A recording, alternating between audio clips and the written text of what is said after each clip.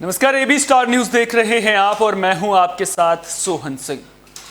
प्रधानमंत्री नरेंद्र मोदी आज केदारनाथ पहुंचे, जहां उन्होंने बाबा केदार का रुद्राभिषेक किया, पूजा अर्चना करते हुए वो नजर आए। इसके अलावा उन्होंने आदिगुरु शंकराचार्य की प्रतिमा का अनावरण भी किया। अपने संबोधन में प्रधानमंत्री नरेंद्र मोदी ने कई अहम बातें की हैं। उन्होंने ये भी कहा कि उत्तराखंड से पलायन पूरी तरह से खत्म होगा। चलिए सबसे पहले ग्राफिक्स के जरिए नजर डालते हैं प्रधानमंत्री नरेंद्र मोदी के संबोधन की बड़ी बातों पर, उसके बाद इस पर विस्तार से चर्चा करेंगे। तो ग्राफिक्स के जरिए हम आपको प्रधानमंत्री के संबोधन की बड़ी बातें बता रहे हैं। प्रधानमंत्री नरेंद्र मोदी ने अपने संबोधन में कहा कि कोरोना संक्रमण के वक्त उत्तराखंड के लोगों ने साहस दिखाया। साथ ही उन्होंने कहा कि समय के दायरे में बनकर भयभीत होना अब भारत को मंजूर नहीं है। तो प्रधानमंत्री नरेंद्र मोदी के संबोधन की बड़ी बातें लगातार हम आपको ग्राफिक्स के जरिए दिखा रहे हैं। अयोध्या को वापस उसका गौरव मिल रहा है। दीपोत्सव का जिक्र प्रधानमंत्री नरेंद्र मोदी ने अपने संबोधन के दौरान किया था। उन्होंने साफ तौर पर कहा कि अयोध्या को उसका गौरव वापस मिल रहा है। और भारतीय दर्शन को लेकर के प्रधानमंत्री नरेंद्र मोदी ने कहा कि जो भारतीय दर्शन है वो मानव कल्याण की बात करता है। इसके अलावा प्रधानमंत्री नरेंद्र मोदी ने कहा कि उन्होंने जो पुनर्निर्माण का सपना देखा था वो आज पूरा हो रहा है। आदिगुरु शंकराचार्य का भी उन्होंने जिक्र किया इस दौरान।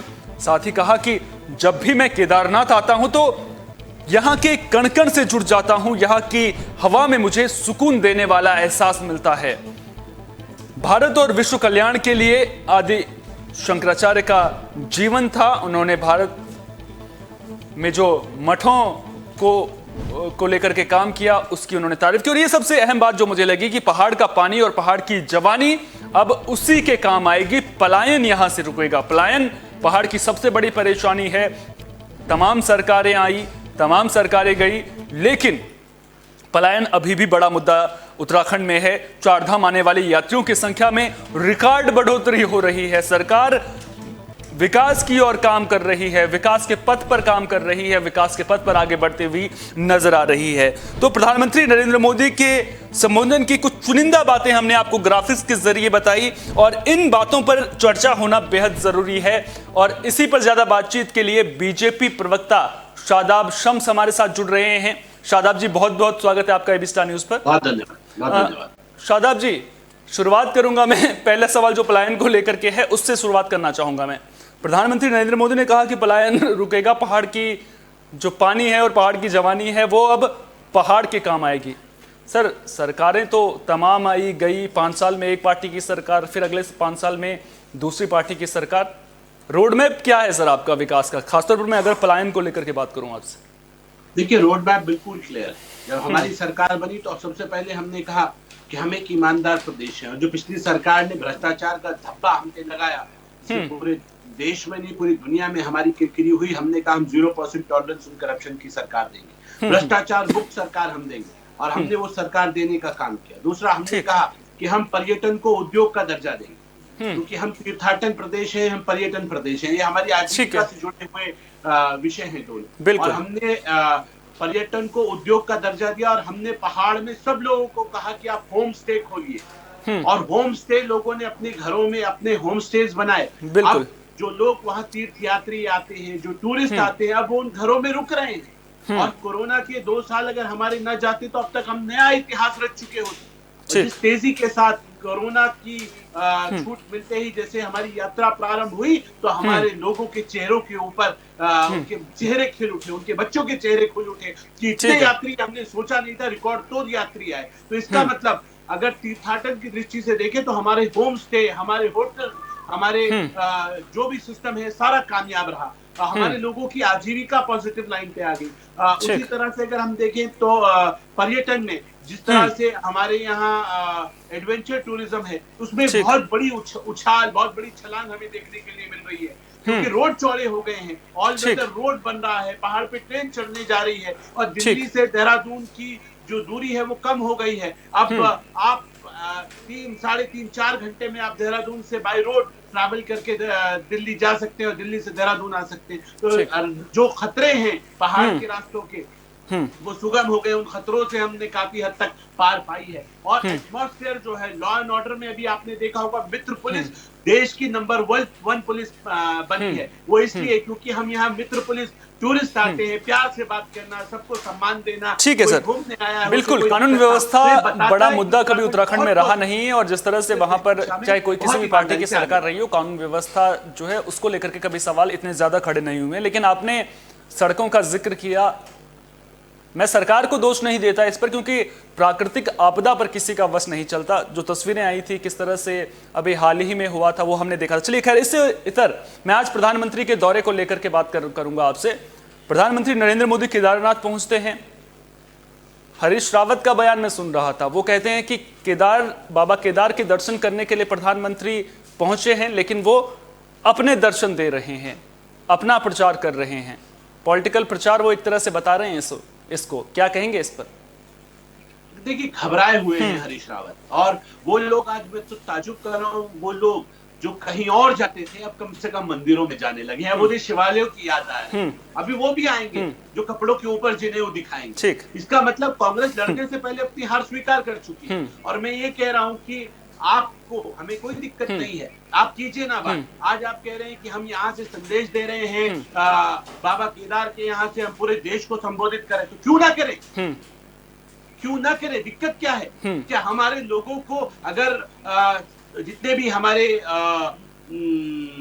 आदि गुरु शंकराचार्य का जिस तरह से हमने देखा कि उनकी बड़ी मूर्ति स्थापित हुई, और उसका संदेश हमने जितने भी हमारे दिव्य ज्योतिर्लिंग है वहां से सबको कनेक्ट करके, देश के प्रधानमंत्री ने कहा कि अब हर आदमी चाहता है देश का कि वो गंगा का आचमन करे, वो देवभूमि उत्तराखंड आए, वो चारों धामों की यात्रा करे। तो उन्होंने बताया कि यहाँ सब कुछ अच्छा, और आह्वान भी किया कि आइए देवभूमि आइए। और उन्होंने कहा जो अगला दशक है, ये जो दशक है ये उत्तराखंड का है।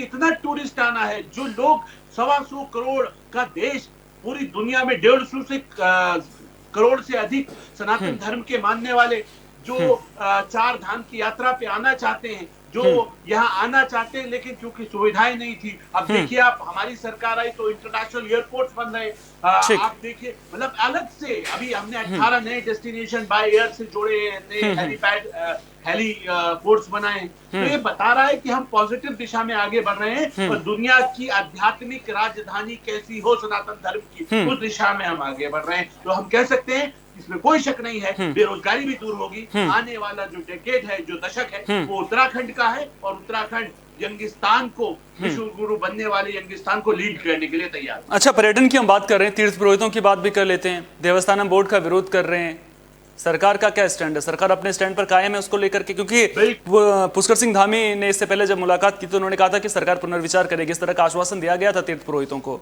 तो क्या सरकार सच में पुनर्विचार करेगी? क्योंकि तीर्थ पुरोहित नाराज हैं, आपको ये बात तो पता होगी और ये बात माननी भी पड़ेगी। देखिए सोहन, आपको 2 बातें समझ और भारतीय जनता पार्टी जो वैचारिक रूप से तीर्थ पुरोहित और हम सिक्के के 2 पहलू, और किसी कीमत पे भी हम लोग ये चाहते हैं कि हमारे तीर्थ पुरोहितों का भला हो। अभी तक जो व्यवस्था चल रही है ये पुरानी व्यवस्था है, जब लोग कमाते थे। तो जिस तरह से लोगों का आना बढ़ रहा है, रोड चौड़े हो रहे हैं, और हम air facilities, heli facilities, Devasthanam board को लेकर के तीर्थ पुरोहित साफ तौर पर कह रहे हैं। मैं उसको लेकर के पहले आपसे एक सवाल लेना चाहूंगा। देवस्थानम बोर्ड को लेकर के तीर्थ पुरोहित, मैं एक बयान सुन रहा था, उसमें साफ तौर पर कहते हुए नजर आ रहे थे कि आश्वासन देने से काम नहीं चलेगा, काम करना होगा, इसको वापस लेना होगा।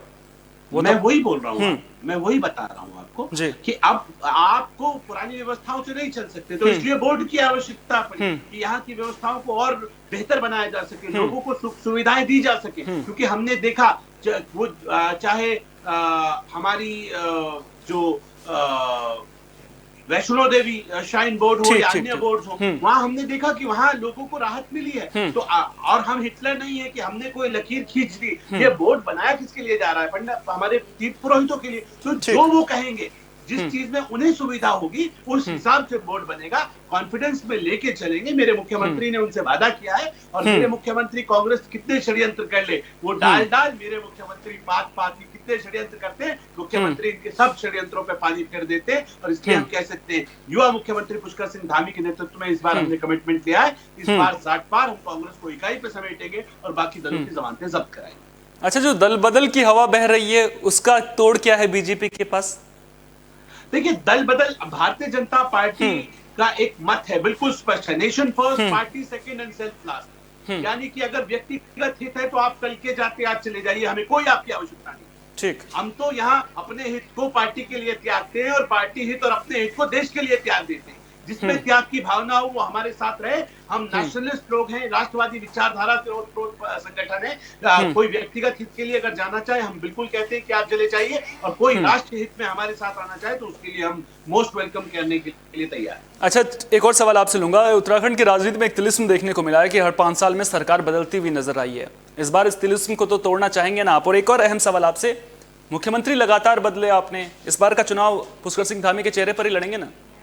बिल्कुल, माननीय युवा मुख्यमंत्री पुष्कर सिंह धामी के नेतृत्व में लड़ेंगे। और हमने कहा है कि युवा मुख्यमंत्री जिस तेजी के साथ चल रहे हैं, गृह मंत्री उनकी तारीफ कर चुके हैं, रक्षा मंत्री उनकी तारीफ कर चुके हैं और प्रधानमंत्री तारीफ कर चुके हैं। धाकड़ है, धाकड़ है, धामी धाकड़ है, धाकड़ मुख्यमंत्री हमें मिले। और मैं कह सकता हूं कि ये जो सिस्टम है, जो चुनाव की लाइन आप कह रहे हैं, हम तो बिल्कुल पूरी तरह से जमीन पे तैयार बैठे हैं।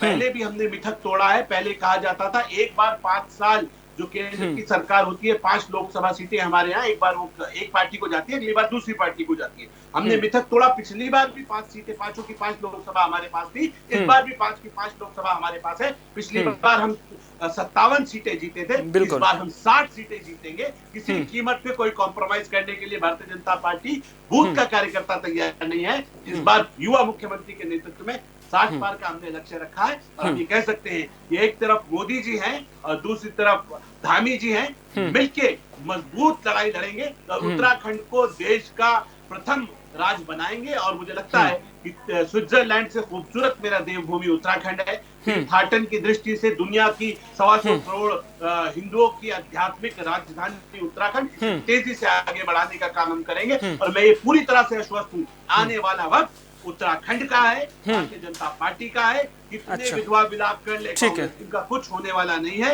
ये झूठों में जिनकी यहाँ दाल बटी और व्यक्तिगत हित के लिए राजनीति कर रहे हैं, उनको नकार दिया है प्रदेश की जनता ने। जिस सैन्य प्रदेश है, सैनिकों का अपमान जितना कांग्रेस ने किया है, सेना के शौर्य पे सवाल उठाए हैं, उसको जवाब देने के लिए उत्तराखंड के लोग आतुर हैं। अच्छा, सैनिकों का आपने जिक्र किया, मुझे आम आदमी पार्टी की याद आई। याद क्यों आई? क्योंकि ताल ठोक रही है उत्तराखंड के चुनाव में। कर्नल कोठियाल को चेहरा बनाने की भी पूरी तैयारी हो चुकी है। वहां पर कर्नल कोठियाल चेहरा बना दिए गए हैं। सैनिकों के मुद्दे को लेकर के कर्नल कोठियाल को आम आदमी पार्टी ने आगे किया है। दूसरी तरफ बिजली कुछ यूनिट फ्री देने का वादा भी किया गया है। तो आपको नहीं लगता कि इस बार जो चुनौती है वो दोहरी है आपके सामने? एक तरफ कांग्रेस, दूसरी तरफ आम आदमी पार्टी। देखिए, आम आदमी पार्टी झूठ की दुकान है जिसके प्रोप्राइटर अरविंद केजरीवाल है। वो दुकान खुलने से पहले बंद हो गई है क्योंकि बड़ा झगड़ा हो गया है। तो उनके प्रदेश अध्यक्ष और प्रभारी के बीच में झगड़ा है, वो साफ दिखता है। और दूसरी बात, उनके पास वो नेता है जिसे दोनों दलों ने टाल रखा है, उन्हें उनके नेताओं ने पाल रखा है। उनके पास लीडरशिप नहीं है। और हम ये कह रहे हैं कि आपके पास मुद्दे होते, आपने यहाँ उत्तराखंड आए, आपने माँ नंदा देवी की तुलना गाजीपुर कूड़े के ढेर से की, आपने उत्तराखंडियों की तुलना कुत्तों से की। आप उत्तराखंड में, दिल्ली में चुनाव होता है तो उत्तराखंड जो प्रवासी वहां रहते हैं बड़ी संख्या में, वहां आप उन्हें प्रतिनिधित्व नहीं देते। और उत्तराखंड आते हैं तो आप यहाँ आके पहाड़ के लोगों की बात करते हैं। एक तरफ आप सेना के शौर्य पे सवाल उठाते हैं कांग्रेस के साथ मिलके, और दूसरी तरफ आप आज उसी भगवान राम के अस्तित्व पे सवाल खड़े करने वाले आज भगवान राम के दरबार में अपने पापों का प्रायश्चित करने पहुंचे। उत्तराखंड के लोग शाहीन बाग को भूले नहीं है, तो शाहीन बाग का जवाब देने के लिए आम आदमी पार्टी को उत्तराखंड के लोग तैयार हैं। अच्छा, एक और अहम सवाल लूंगा। राजनीतिक चश्मे से मैं इस सवाल को नहीं लूंगा। इस सवाल को मैं लूंगा उत्तराखंड की जनता जो सोचती है उसके लिहाज से। खासतौर पर मैं दूर सुदूर पर्वतीय अंचल की बात कर रहा हूं। दरअसल सर क्या है ना कि उत्तराखंड के दूर सुदूर पर्वतीय अंचल के जो युवा हैं, वो आज भी जब 12वीं कर लेते हैं ना, उसके बाद वो सेना में जाने का सपना देखते हैं। और अगर उनका सेना में नहीं हो पाता है तो उसके बाद वो दिल्ली जैसे शहरों में आते हैं, नोएडा जैसे शहरों में आते हैं और यहाँ रोजगार की तलाश करते हैं। उत्तराखंड, मानता हूं कि भौगोलिक जो परिस्थितियां हैं वहां पर उद्योग धंधों के लिए भौगोलिक लिहाज से वो भौगोलिक बनावट नहीं है, दिक्कतें आएंगी औद्योगिक क्षेत्र में, लेकिन इस दिशा में तो सरकार को सोचना पड़ेगा। और रोजगार को लेकर के अगर मैं आपसे सवाल पूछूं, इन भौगोलिक परिस्थितियों में सरकार के पास क्या रोड मैप है रोजगार को लेकर के? कैसे आप युवाओं को रोजगार देंगे, ये मुझे बता दीजिए आप। देखिए, हमारी बदकिस्मती है कि हमने जब ये प्रदेश बनाया, माननीय अटल जी के ने हमें ये प्रदेश दिया, हमारे शहीदों की शहादत के बाद एक बड़ा आंदोलन उत्तराखंड से उठा। तो हमारी सरकार ने इसे 10 साल के लिए एक औद्योगिक पैकेज भी दिया था, जिससे यहाँ उद्योग आए, हमारे बेरोजगार युवाओं को रोजगार मिले। लेकिन बदकिस्मती इस बात की रही कि जब कांग्रेस की सरकार केंद्र में आई, तो सबसे पहले यहाँ इन नेताओं ने ये काम किया कि हमारा वो औद्योगिक पैकेज हमसे छीन लिया। पहली सरकार देश के अंदर ऐसी होगी जो दे तो कुछ नहीं पाई, लेकिन उसने हमसे हमारा औद्योगिक पैकेज छीनने का काम किया, हमारे युवाओं की पीठ में खंजर घोंपने का काम किया। मैं ये कह सकता हूँ कि आज अगर आप देखें, स्वरोजगार के माध्यम से, चाहे वो पर्यटन हो, वो एडवेंचर टूरिज्म हो, वो होम स्टेज हो, हमारे युवाओं को हमने ड्रोन्स के माध्यम से टूरिस्ट ट्रैवलिंग में उनको गाड़ियां देने के माध्यम से उनको रोजगार देने का काम किया। लगभग 7.5 लाख युवाओं को हमने स्वरोजगार के माध्यम से इस प्रदेश के युवाओं को मजबूत किया है। दूसरा, हमने डेयरी फार्मिंग के लिए पहाड़ में हम जो सहकारिता है उसके माध्यम से हमने अलग अलग लोगों को लोन्स देकर उन्हें स्टार्टअप स्टैंडअप योजना के तहत हमने उनको खड़ा करने का काम किया। और हमें मालूम है कि पहाड़ को खड़ा करना है, पहाड़ी बहुत स्वावलंबी होते हैं उत्तराखंड के पहाड़ के लोग, और इसलिए वो अपना दम पे अपना पहाड़ का सीना जिस तरह से खोद के और पानी निकालना जानते हैं, वो मेहनत कश लोग होते हैं। उनको अगर जरा सी वे मिल जाए तो वो खड़े हो जाए। अब डबल इंजन की सरकार है, लोन्स भी आसानी से मिल रहे हैं, और एक सिस्टम बनाया है कि जो आदमी जितना कर सकता है उसको उसके हिसाब से आगे बढ़ाया जाए। तो मुझे लगता है कि इतना बड़ा हमारे पास तीर्थाटन और पर्यटन है कि अगर ये कोरोना चला जाए, 2 साल का हमारा तो बड़ा इन्वेस्टर समिट हमने कराई थी, जिसमें बहुत बड़ा इन्वेस्टमेंट हमारे यहाँ आया था। हमारी बदकिस्मती की कोरोना आ गया, नहीं तो हम बहुत कुछ दिखाने की हैसियत में होते। लेकिन हम ये कहेंगे क्योंकि प्रदेश की जनता हमारी भावनाओं को समझती है, और इसलिए हम ये कह सकते हैं कि माननीय मोदी जी को, माननीय धामी जी को, भारतीय जनता पार्टी को प्रदेश की जनता दोबारा मौका देगी और एक ऐतिहासिक मैंडेट के साथ दोबारा सरकार चलाने के लिए देगी। क्योंकि आने वाला दशक हमारा है और एक नए इतिहास रचने के लिए भारतीय जनता पार्टी। आपने कहा कि पहाड़ खोद सकता है इंसान। पहाड़ खोदने से मुझे ना एक कुछ कविताओं की लाइनें याद आती हैं कि मानव जब जोर लगाता है पत्थर पानी बन जाता है। लेकिन जब पत्थर पानी बनता है ना, तो फिर उसके बाद कुदरत किस तरह से पलटवार करती है वो भी हमने देखा। और प्राकृतिक आपदाओं का उत्तराखंड से पुराना नाता है, तो इसलिए ये जो लाइनें हैं वो मेरे जहन में ज़्यादा ताज़ा रहती हैं। एक और अहम सवाल आपसे लूँगा, बहुत ही अहम सवाल है ये। हमने देखा है अक्सर कि जो पर्वतीय इलाके हैं वहाँ पर सड़कें पहुँच जाती हैं, गाँव सड़कों से जुड़ जाते हैं, लेकिन सड़कें कच्ची रहती हैं। पक्की होने में जो है ना लंबा वक्त लग जाता है। आखिर इतना लंबा वक्त क्यों लग रहा है? और दूसरा सवाल है कि अभी 8 तारीख को शायद, जहाँ तक मेरी जानकारी में, पुष्कर सिंह धामी जी का कार्यक्रम है, घंटागढ़ मंदिर के लोकार्पण का कार्यक्रम है उनका। गजरा से भी एक रोड प्रस्तावित है घंटागढ़ मंदिर के लिए।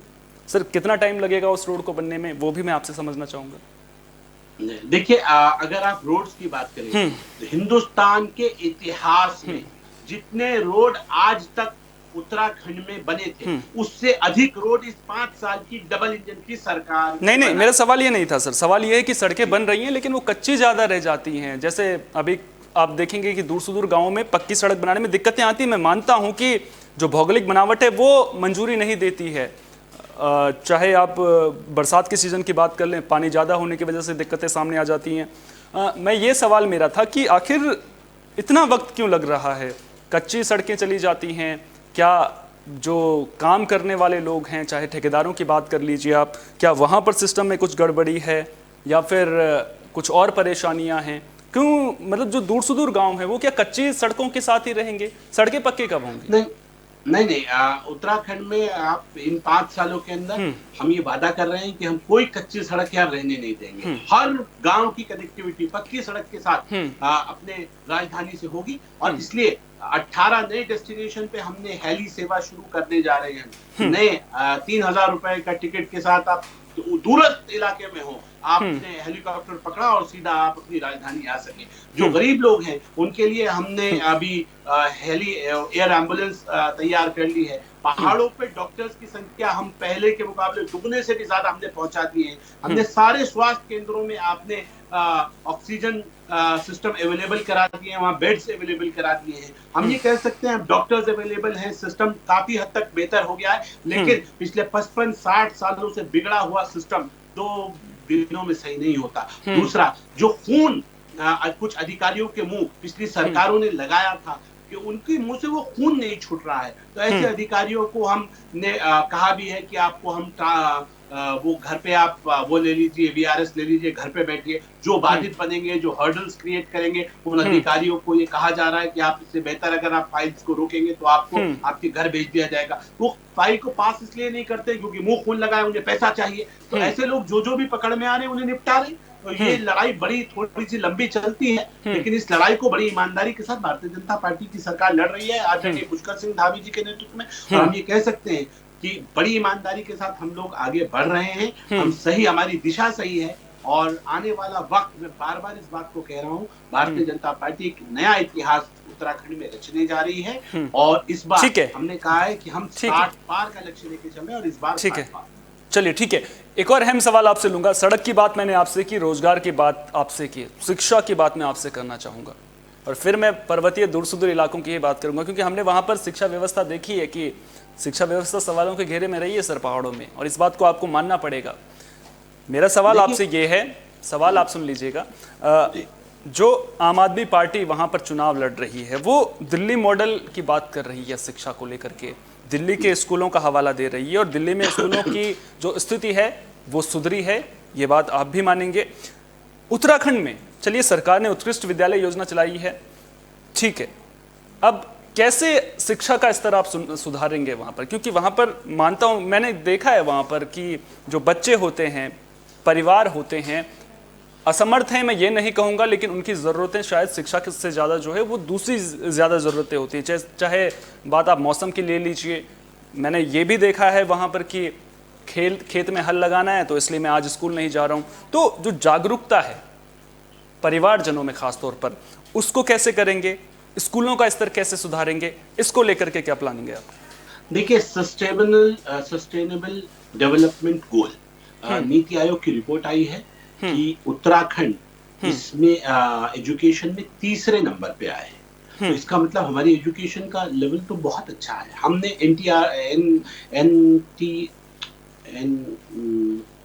NRCT हम लागू कर चुके हैं यहाँ पे कि हमारा जो पैटर्न है NCERT, बहुत बड़ा कंफ्यूजन हो जाता है। हाँ, कोई बात नहीं। हम NCERT लागू कर चुके हैं, और मैं ये कह सकता हूँ कि NCERT का सिलेबस के हिसाब से, यानी कि आप देखिए कि हमारी एजुकेशन का लेवल ऊपर है और जगह के हिसाब से। दूसरा, उत्तराखंड अपनी एजुकेशन के लिए जाना जाता है। उत्तराखंड में बहुत पढ़ा लिखा समाज रहता है। हमारी शिक्षा दर बाकी स्टेट से काफी ऊपर है, हम तीसरे रैंक में आते हैं। तो ऐसा नहीं है कि हमारी एजुकेशन की कोई कमी है, लेकिन मुझे लगता है कि हमारे यहाँ बेरोजगारी की एक दिक्कत जरूर थी। एजुकेशन के मामले में हम ठीक है। बेरोजगारी में अभी आपने, क्योंकि आम आदमी पार्टी का अरविंद जी का जिक्र किया, उन्होंने कहा कि हम 8 लाख लोगों को रोजगार देंगे। दिल्ली में उन्होंने वादा किया था, यहाँ भी उन्होंने कहा भाई हम रोजगार देंगे। आज दिल्ली में 14 लाख लोग बेरोजगार हैं, और उन्होंने कहा कि अगर हम रोजगार नहीं दे पाए तब तक हम उन्हें बेरोजगारी भत्ता देंगे। तो मैंने कहा था भाई मुझे एक जवाब दे दीजिए अरविंद केजरीवाल जी, आपने 14 लाख लोगों को आप रोजगार तो दे नहीं पाए, 8 लाख लोगों को आपने पहले कहा था हम रोजगार देंगे, उन्हें आप रोजगार दे नहीं पाए। आपने 8 पंजे 40, अगर 5,000 रुपए के हिसाब से जोड़ा जाए तो 8 चौक 48, यानी 4,800 करोड़ रुपीस पर एनम आपका एक बजट होगा। तो आपके पास कोई बजट है क्या? आपने कोई सुना है कि ऐसा कोई बजट हो जिसमें 5,000 करोड़ रुपए पर साल बेरोजगारी भत्ता दिया जा रहा हो? क्योंकि छोटा अमाउंट तो है नहीं। तो क्योंकि आप दिल्ली में नहीं दे पाए तो आप यहाँ लॉलीपॉप क्यों बांट रहे हैं? आप पहले दिल्ली में देके दिखाइए, वहां आपको मुख्यमंत्री बनाया है, आप दिल्ली के लोगों को दीजिए। और जैसे ही यहाँ दिल्ली के लोगों ने यहाँ बात सुनी तो दिल्ली के लोग वहां बेरोजगार जो थे वो उनके घर पे बैठ गए कि भैया हमें तो बेरोजगारी भत्ता दे दो, पहले हमने आपको मुख्यमंत्री बनाया, आप दूसरी जगह लॉलीपॉप बांट रहे हैं, तो यहाँ तो आप दे नहीं पा रहे। दूसरा, इन्होंने कहा कि हम रोजगार पोर्टल खोलेंगे, तो वो तो आपने 27 जुलाई 2020 को दिल्ली में खोला था, और उसमें आपने 9,952 लोगों का रजिस्ट्रेशन किया। आप केवल 48 लोगों को नौकरी दे पाए उनमें से। तो ये तो आपकी कमिटमेंट्स की हालात है कि आप जो कमिटमेंट करते हैं आप उसे फुलफिल नहीं कर पा रहे। फिर उन्होंने कहा मोहल्ला क्लिनिक बनाएंगे। स्वास्थ्य केंद्र का नाम मोहल्ला क्लिनिक रखने से कोई बहुत बड़ा उद्धार नहीं कर दिया आपने। हाँ, हम ये कहेंगे आपने स्थिति कुछ बेहतर की है, लेकिन वो कलई भी खुल गई जब हमने दिल्ली के हालात को देखा कि जब कोरोना काल में लाशें बाहर आई तो पता चला कि मोहल्ला क्लिनिक कहाँ स्टैंड कर रहे हैं। तो हम केवल और केवल इतना कह रहे हैं, आपने अगर कुछ दिया है तो वो दिल्ली को शाहीन बाग दिया करें। और जो उनका कैरेक्टर रहा है कि ऐसा कोई सगा नहीं जिसे आपने ठगा नहीं, पहले उन लोगों के साथ इंसाफ कर लीजिए। वो अभी कुमार विश्वास बेचारे अपने गीत गुनगुना रहे हैं, कविताएं पढ़ रहे हैं, तो वो बता रहे हैं कि क्या हाल किया आपने। आप सभी आदि शंकराचार्य जी की समाधि की पुनः स्थापना के साक्षी बन रहे हैं। ये भारत की आध्यात्मिक समृद्धि और व्यापकता का बहुत अलौकिक दृश्य है। हमारा देश तो इतना विशाल है, इतनी महान ऋषि परंपरा है, एक से बढ़कर एक तपस्वी आज भी भारत के हर कोने में आध्यात्मिक चेतना को जगाते रहते हैं। ऐसे अनेक संतगण आज देश के हर कोने में और यहां भी हमारे साथ जुड़े हुए हैं। लेकिन संबोधन में अगर मैं सिर्फ उनका नामोल्लेख करना चाहूं तो भी शायद एक सप्ताह कम पड़ जाएगा। कुछ अनुभव इतने अलौकिक, इतने अनंत होते हैं कि उन्हें शब्दों से व्यक्त नहीं किया जा सकता। बाबा केदारनाथ की शरण में आकर जब भी आता हूं, यहां के कण कण से जुड़ जाता हूं। यहां की हवाएं, ये हिमालय की चोटियां, ये बाबा केदार का सानिध्य न जाने कैसी अनुभूति की तरफ खींच के ले चला जाता है, जिसके लिए मेरे पास शब्द है ही नहीं। साथियों, आज यहां यात्री सेवाओं और सुविधाओं से जुड़ी कई योजनाओं का शिलान्यास भी हुआ है। पर्यटक सुविधा केंद्र का निर्माण हो, यात्रियों की और इस इलाके के लोगों की सुविधा के लिए आधुनिक अस्पताल हो, सारी सुविधाओं वाला अस्पताल हो, रेंज सेंटर हो, ये सभी सुविधा श्रद्धालुओं की सेवा का माध्यम बनेगी। उनके तीर्थाटन को अब कष्ट से मुक्त, केदार से युक्त, जय भोले के चरणों में लीन होने का यात्रियों को एक सुखद अनुभव होगा। नुकसान यहां हुआ था वो अकल्पनीय था। मैं मुख्यमंत्री तो गुजरात का था,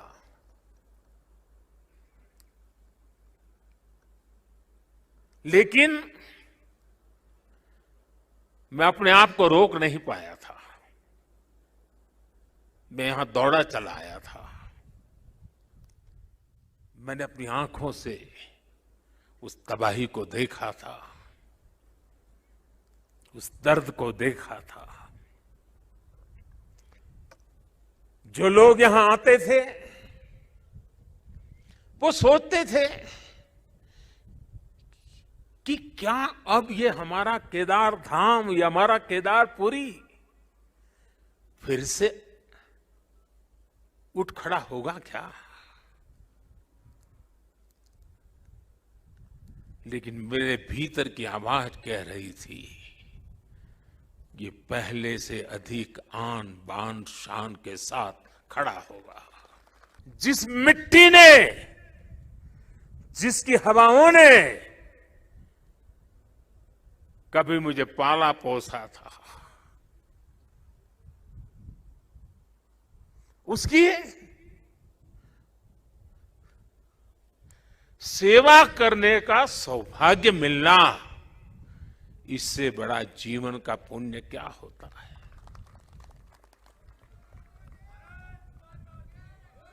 इस आदि भूमि पर शाश्वत के साथ आधुनिकता का ये मेल, विकास के ये काम भगवान शंकर की सहज कृपा का ही परिणाम है। ये ईश्वर नहीं क्रेडिट ले सकता, इंसान क्रेडिट नहीं ले सकता, ईश्वर कृपा ही इसकी हकदार है। 4 धाम सड़क परियोजना पर तेजी से काम हो रहा है। चारों धाम हाईवे से जुड़ रहे हैं। भविष्य में यहां केदारनाथ जी तक श्रद्धालु केवल कार के जरिए आ सके, इससे जुड़ी प्रक्रिया भी शुरू हो गई है। यहां पास में हो पवित्र हेमकुंड साहब जी हैं। हेमकुंड साहब जी के दर्शन आसान हो इसके लिए वहां भी रोपवे बनाने की दिशा में तैयारियां चल रही हैं। इसके अलावा ऋषिकेश और कर्णप्रयाग को रेल से भी जोड़ने का प्रयास हो रहा है। अभी मुख्यमंत्री जी कहते थे पहाड़ के लोगों को तो रेल देखना भी दुष्कर होता है, अब रेल पहुंच रही है। दिल्ली देहरादून हाईवे ये बनने के बाद देहरादून से दिल्ली आने वालों के लिए समय और कम हो जाने वाला है। इस सब कामों को उत्तराखंड के पर्यटन को बहुत बड़ा लाभ मिलने वाला है। और मेरे शब्द उत्तराखंड के लोग लिख करके रखे, जिस तेज गति से इंफ्रास्ट्रक्चर बन रहा है, पिछले 100 साल में जितने यात्री यहां आए हैं ना, आने वाले 10 साल में उससे भी ज्यादा आने वाले हैं। आप सब